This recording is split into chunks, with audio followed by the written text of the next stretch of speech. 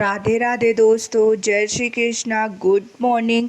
मेरी सुबह हो गई थी, थोड़ा मैं आज लेट उठी। मैं गई छत पर, पूजा वगैरह की। उसके बाद फूल वगैरह तोड़कर नीचे आ गई। तो मैंने अपने लड्डू गोपाल को स्नान ध्यान कराया, उनको तैयार किया। उसके बाद चाय पी, मतलब चाय बनाई और उसको पी। उसके बाद मैं तैयार होने लगी थी लाइब्रेरी के लिए। मैं सोची भले लेट उठी हूँ लेकिन टाइम से हमें लाइब्रेरी पहुँचना चाहिए, क्योंकि अगर लेट हो जाते हैं ना तो सारा काम डिस्टर्ब हो जाता है। और आज फिर मुझे शाम टाइम कहीं जाना है, इसीलिए मैं दोपहर टाइम ही थोड़ा लेट तक स्टडी करूँगी, क्योंकि फिर शाम टाइम चली जाती हो तो पूरा डिस्टर्ब हो जाता है और थक भी जाते हो तो पढ़ाई भी नहीं कर पाती हूँ दोस्तों। मैं अभी लाइब्रेरी आ गई थी, तो लाइब्रेरी में आके मैंने कल जैसे आप लोग को बताया था कि पुस्तक वाला मैं पोर्शन स्टार्ट की हूँ टॉपिक्स कंप्लीट करने को। तो कल मैंने 200 बुक्स को कंप्लीट किया था, आज मैंने 300 बुक्स को और कंप्लीट किया है। आज मैंने सोचा थोड़ा बुक्स को ज़्यादा टाइम दे दूँ, जैसे 2 दिन में ये कंप्लीट हो जाएगी, क्योंकि बुक्स को याद रखना थोड़ा मुश्किल लग रहा है मुझे और बार बार चीज़ें मुझे भूल रही हैं, इसीलिए मुझे थोड़ा ज़्यादा टाइम लग रहा है बुक्स को।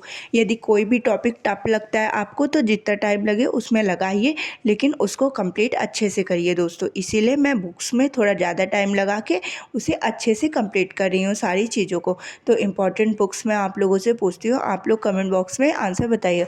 कल जो मैंने बुक्स आप लोगों से 10 बुक्स के नाम पूछे थे, आपने एक भी बुक्स के आंसर नहीं दिए हैं। कृपया प्लीज़ क्वेश्चन को ध्यान से सुना करिए और उनके आंसर देने की कोशिश किया करिए, क्योंकि ये जो क्वेश्चन मैं पूछती हूँ ना, डायरेक्ट ये क्वेश्चन हमारे एग्जाम में बनने की बहुत ज़्यादा संभावना रहती है, क्योंकि जितने भी इंपॉर्टेंट क्वेश्चन रहते हैं बार बार पूछे जाते हैं, वही क्वेश्चन मैं आप लोगों से पूछती हूँ। इसीलिए मेरी आपसे हम्बल रिक्वेस्ट है कि आप लोग क्वेश्चन को ध्यान से सुना करिए और उनके आंसर देने की कोशिश करा करिए। तो चलिए अब मैं कुछ क्वेश्चन आप लोगों से बुक से पूछती हूँ, आप लोग कमेंट बॉक्स आंसर बताइएगा। हिस्ट्री ऑफ हिंदू केमिस्ट्री किसकी पुस्तक है? गीता रहस्य किसकी पुस्तक है? द लाइफ डिवाइन किसकी पुस्तक है? द मदर्स किसकी पुस्तक है? One life is not enough किसकी पुस्तक है? बंदी जीवन किससे संबंधित है? द स्कोप ऑफ हैप्पीनेस किसकी पुस्तक है? इन सभी पुस्तकों के लेखकों को आप लोग को कमेंट बॉक्स में आंसर बताइएगा। प्लीज़ दोस्तों, मेरी हम्बल रिक्वेस्ट है कि जो भी क्वेश्चन मैं पूछती हूँ उनके आंसर देने की आप लोग ज़रूर कोशिश किया करिए, क्योंकि जो भी इम्पोर्टेंट क्वेश्चन रहते हैं वही मैं आप लोगों से पूछती हूँ और कोशिश करती हूँ कि सारे इम्पोर्टेंट क्वेश्चन मैं आप लोगों से पूछ सकूँ, लेकिन सारे तो नहीं पूछ सकती हूँ। और इसीलिए कुछ जो बहुत ज़्यादा इम्पोर्टेंट रहते हैं वही क्वेश्चन आप लोगों से पूछती हूँ और आप लोगों से उम्मीद भी करती हूँ कि आप लोग इन सभी को क्वेश्चन के आंसर कमेंट बॉक्स में बताएंगे। उसके बाद मेरा बुक्स वाला मैंने 300 बुक्स को कंप्लीट कर लिया है।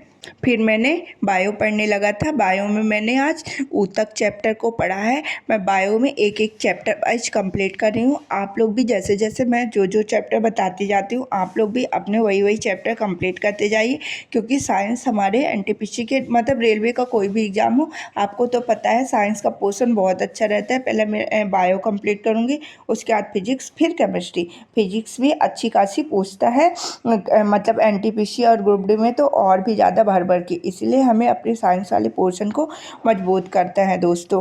फिर मेरा साइंस वाला भी पोर्शन हो गया था तो मैंने हिस्ट्री को पढ़ना स्टार्ट कर दिया था। हिस्ट्री में मैंने आज जहांगीर को ही पूरा अच्छे से कंप्लीट किया और प्रॉपर पूरा मुगल वंश में जितने भी राजाओं को मैंने पढ़ लिया है ना, उनका एक बार शुरू से लेकर लास्ट तक मैंने रिवीजन किया, क्योंकि क्या होता है कि आगे की चीज़ें हम पढ़ते जाते हैं और पिछली चीज़ें भूलते जाते हैं। इसीलिए मैंने सोचा कि एक बार जहांगीर तक पूरा प्रॉपर रिवीजन कर लूँ, जैसे आगे जो भी चीज़ें रहें तो थोड़ा ये मेरा पीछे से पूरा कंप्लीट होते जाए। यदि आप लोग को भी दोस्तों बार बार भूलता है तो आप लोग भी ऐसा कर सकते हैं, जैसे आगे की चीज़ें को रिवीजन करते जाइए और साथ साथ पीछे भी थोड़े थोड़े टॉपिक्स लेके उनको भी कंप्लीट करते जाइए। ऐसे में आसानी होगी आपको चीज़ें याद रखने में भी, और जैसे जब हम बार बार रिवीजन कर लेंगे ना तो उस टॉपिक से कोई भी क्वेश्चन हमारे बन जाएंगे तो हम आसानी से कर पाएंगे दोस्तों। इसलिए मैं आप लोगों से जो भी मेरा मतलब अच्छा सजेशन रहता है मैं आप लोगों से देती रहती हूँ। जो मुझे मेरे नंबर इंक्रीज करने में फ़ायदा देता है ना, वही चीज़ें मैं आप लोगों से भी शेयर करती हूँ कि आप लोग भी उन टिप्स को फॉलो कीजिए और अपने नंबर अच्छे इंक्रीज कीजिए, जैसे हम लोग का सिलेक्शन हो दोस्तों। उसके बाद मेरा हिस्ट्री वाला टॉपिक्स कंप्लीट हो गया था। मैंने करंट अफेयर की क्लासेस लेना स्टार्ट कर दिया था।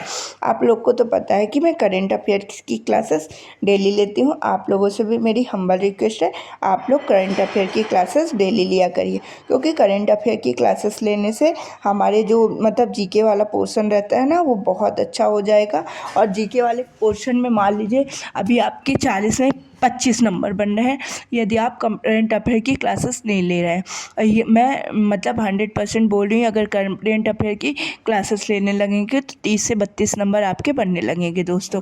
क्योंकि मेरे साथ जो इम्प्रूवमेंट हो रहा है ना, मैं वही चीज़ें आप लोगों से भी शेयर कर रही हूँ। तो आप लोग मेरी सारी टिप्स को फॉलो किया करिए। आप देखेंगे कि आपके सेक्शनल मॉक टेस्ट या फुल मॉक टेस्ट या प्रीवियस ईयर पेपर में नंबर इंक्रीज करने में बहुत ज़्यादा फ़ायदा होगा और आप आसानी से एग्ज़ाम में भी अच्छा स्कोर कर पाएंगे दोस्तों। तो चलिए, अब मेरी क्लासेस भी कंप्लीट हो गई थी और मुझे घर जाना था, क्योंकि मुझे कहीं जाना है। बाय बाय दोस्तों, जय श्री कृष्ण, राधे राधे।